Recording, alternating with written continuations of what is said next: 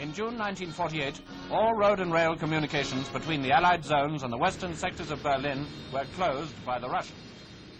By the 28th of June, the only way into Berlin was by air. August 1945. The dust was settling from World War II, leaving the victorious Allies with the task of carving up a conquered and occupied Germany. Emerging from the Potsdam Conference that year was a map upon which Germany's future was drawn.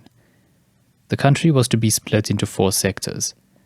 To the northeast was the Soviet sector, to the northwest, the British sector, to the south, the American sector, and finally, to the southwest and substantially smaller than the other 3 sectors was the French sector. This effectively meant that the allies of the Western pro-capitalism world had control over Western Germany, while the communist Soviet Union had Eastern Germany. All by itself, this was always going to be a precarious arrangement, but the division of Germany as a whole wasn't the big problem. No, the problem was the capital city of Berlin. To this day, many believe that Berlin was situated on the borderline between West and East Germany, with the city's infamous dividing wall having marked a neat division between the 2 halves of the country. But this wasn't the case. Berlin actually lay nearly 100 miles east of the western sectors, well into the eastern Soviet-controlled sector. And so the city of Berlin was divided up into 4 parts of its own, a scale model of Germany surrounded entirely by Soviet territory.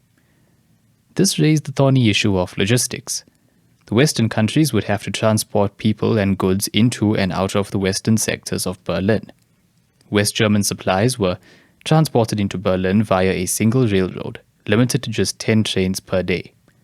There were also 3 air corridors allocated to the western sectors, each 20 miles wide and limited to an altitude of 10,000 feet. 2 of the air corridors were connected to the British sector, and 1 to the American sector. The air corridors were guaranteed to the Western Allies in writing, but the far more practical train arrangement, crucial for getting supplies into West Berlin, that was an informal arrangement. It had been to the Western Allies' mystification as to why Joseph Stalin had avoided granting them formal permission to send trains in and out of Berlin. The reason became painfully clear in 1948. Now, Stalin's actions in 1948 were supposedly in retaliation for the Western Allies introducing their own currency, the Deutschmark, into West Germany. In reality, the war had barely ended when Stalin had assured communist leaders in East Germany that his plan was to undermine and eventually oust the Western Allies from Germany altogether. Stalin had in fact wanted a unified Germany, albeit one that was unified as a satellite state of his Soviet Union. It had always been his intention to instigate a crisis in Germany, hoping to destabilize the fragile partnership and ultimately fracture it altogether.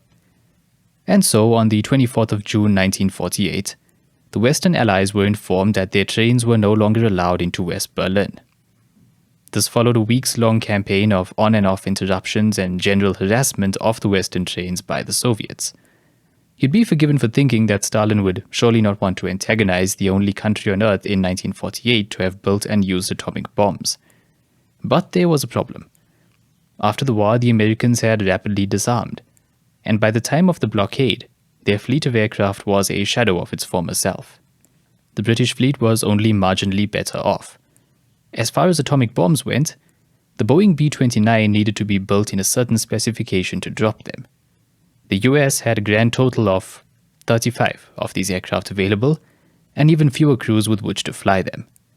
Although some B-29s were sent to Berlin shortly after the blockade began, the Soviets almost certainly knew that they were incapable of actually deploying atomic weapons and were therefore an empty threat. And so, West Berlin was now an urban island. An island whose 2 million citizens needed 1,500 tons of supplies each day to keep the population alive and 3,500 tons of coal, diesel, and petrol per day to keep the city working. By air, the Western Allies were equipped to transport all of 400 tons per day, somewhat short of the 5,000-ton requirement. The only solace they had was a buffer of supplies already in West Berlin. As relations with the Soviets had deteriorated in the prior weeks, the Westerners had wisely decided to send a surplus of goods to Berlin in the lead-up to the blockade. As such, there were approximately 36 days' worth of food and 45 days' worth of coal in Berlin when the blockade began. This gave the Western Allies a critical window to figure out their logistics. The highest military authority in the American sector of Germany was one General Lucius D. Clay. Clay was known for his exceptional work ethic and an ability to make order out of chaos. In his civilian career, Clay had overseen the construction of some 450 airports, a network which would become the backbone of civil aviation in America. By the age of 44, he'd become the youngest brigadier general in the army, and by the end of the war, he was deputy to General Eisenhower. For all his analytical and organizational talents, Clay possessed something even more valuable: the ability to understand that Berlin was worth fighting for, on a political and ideological level, even if it made little to no sense to do so on paper. He committed to the idea of supplying Berlin by air and convinced West Berlin leaders to doing the same. On the 24th of June 1948, General Clay gave the order to launch Operation Vittles, and the Berlin Airlift was officially underway. On the 26th of June, 32 aircraft took off, bound for Berlin with 80 tons of mostly food and medical supplies. These 32 aircraft were Douglas C-47 Skytrains, military transport versions of the civilian Douglas DC-3. The DC-3 was a twin-engine propeller aircraft which, incidentally, would go on to become one of the longest-serving aircraft types in the history of aviation, with examples still flying some 86 years after it was introduced. There were no two ways about it. The early days of the airlift were hardly impressive by numbers. In the first week, deliveries to Berlin averaged just 90 tons a day. Stalin almost certainly had a laugh at the elaborate and seemingly futile attempt by Westerners to circumvent his blockade. But by the end of the second week, gears were beginning to turn. A complex scheduling system was developed, with aircraft taking off every 4 minutes, flying 1,000 feet higher than the flight ahead. This created a stacking pattern known as the ladder for the arriving aircraft, allowing them to land in Berlin with better efficiency. The average daily tonnage delivered reached 1,000 tons. A welcome improvement for sure, but still a long way from the 5,000 tons needed per day. The stacking system was continuously improved and tightened, with flights squeezed together and at shorter intervals. But the biggest improvement to the airlift's performance came in the form of the Douglas C-54 Skymaster. The 4-engine C-54 was an altogether bigger, heavier plane than the C-47. Where the C-47 could carry just 3.5 tons of cargo, the C-54 could lift 10 tons per flight. There was another important difference between the two aircraft, though. The C-47 was a tail dragger, meaning that the landing gear consisted of 2 large wheels roughly in the middle of the aircraft, with a third smaller wheel at the tail. This made the plane sturdy and rugged for landing on rough, unsurfaced fields. But it also meant that when the C-47 was on the ground, the entire plane was angled with its nose pointing upward. This meant that its cargo area was awkward to access for offloading. By comparison, the C-54 had a tricycle landing gear, with a nose wheel of roughly equal size to the 2 main wheels in the middle of the plane. This meant that the C-54 stood flat and level when on the ground, which in turn meant that a truck could be backed right up to the cargo area, making offloading much easier. How much easier? Well, it took ground crews the same amount of time to unload 10 tons from a C-54 as it took them to unload 3.5 tons from a C-47. Speaking of the ground crews, at Berlin, unloading the planes was performed largely by local civilians.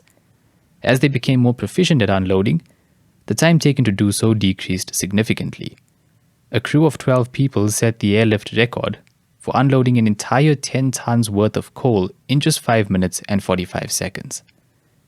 Air crews were banned from leaving their aircraft when they landed in Berlin. Jeeps were equipped with snacks and beverages and driven out to the waiting planes instead. Control of all flights into Berlin was consolidated into one operation, rather than each country's air force coordinating their own flights. Mustering up the aircraft was one problem, but the airports themselves were being trafficked far beyond what they were designed for. There were just 3 runways to land on in Berlin, 2 at Tempelhof Airport and 1 at Gatow Airport. These were hastily constructed runways built using prefabricated techniques for minimal construction time during the war. The runways were taking such a beating that between landings, construction workers would run out onto the runway and dump sand onto the surface in an attempt to cushion the blows of landing aircraft. Within months, all of these runways had been replaced with asphalt runways of much higher quality. In fact, the French, who by this point had become entangled in a conflict of their own in Southeast Asia and were therefore unable to provide much in the way of aircraft, built an entirely new, larger airport. Using German laborers, the airport at Lake Tegel was built in just 90 days. At some point in the airlift, US Air Force pilot Gail Halvorsen hit on the idea of dropping candy out of his plane for the crowds of children near the airport. This gesture attracted major publicity and other pilots soon joined in. Candy was then being donated from civilians in the US, and eventually candy companies themselves came on board. It's estimated that some 3 tons of candy were eventually dropped on Berlin during the course of the airlift. The substantial efforts began to pay off. By the end of August, 2 months into the airlift, 1,500 flights carrying 4,500 tons of cargo were being flown per day. The once ridiculous goal of supplying a city the size of Berlin entirely by air was suddenly looking achievable. By January 1949, the mythical 5,000 tons per day had been achieved. By February of 1949, 5,500 tons were being delivered. In March, 6,330 tons per day were being flown into Berlin. April of 1949 was the most successful month of the airlift. Spurred on by a directive from Airlift Commander Major General William H. Tunner to break all records, 234,476 tons of cargo were airlifted in the month of April, an average of more than 7,800 tons per day. By early May, Stalin had seen enough, and 1 minute after midnight on the 12th of May 1949, the Soviet blockade of Berlin was over. A British convoy was the first to reach Berlin by road, while the first train from West Germany arrived in the pre-dawn hours of the morning. Crowds gathered in Berlin to celebrate the end of the blockade. General Clay's retirement had been announced just 1 day before Allied negotiations had completed. He was saluted by thousands of soldiers and dozens of aircraft as he departed Germany. In total, 2.3 million tons of cargo were airlifted into West Berlin by 278,000 flights. At the peak of the operation, a plane landed in Berlin every 30 seconds. The fleet of Douglas C-47s and C-54s flew more than 92 million miles, approximately 99% of the distance from the Earth to the Sun. The operation also came at the cost of 101 fatalities, most occurring during ground operations. But perhaps more significantly than any statistic was the impact the Berlin airlift had on relations between the East and West. In those earliest moments of what would later be called the Cold War, the victory in Berlin put the Western world on a very different trajectory for the next several decades than if they'd folded and pulled out of Berlin. Sadly for Berliners, the Soviets weren't quite done with them, and some 13 years later they would be confronted by a much more permanent, concrete obstacle dividing the East and West. But that's a different topic for a different video. If you enjoyed the video, do consider liking and subscribing. This has been Final Approach, and thank you so much for watching.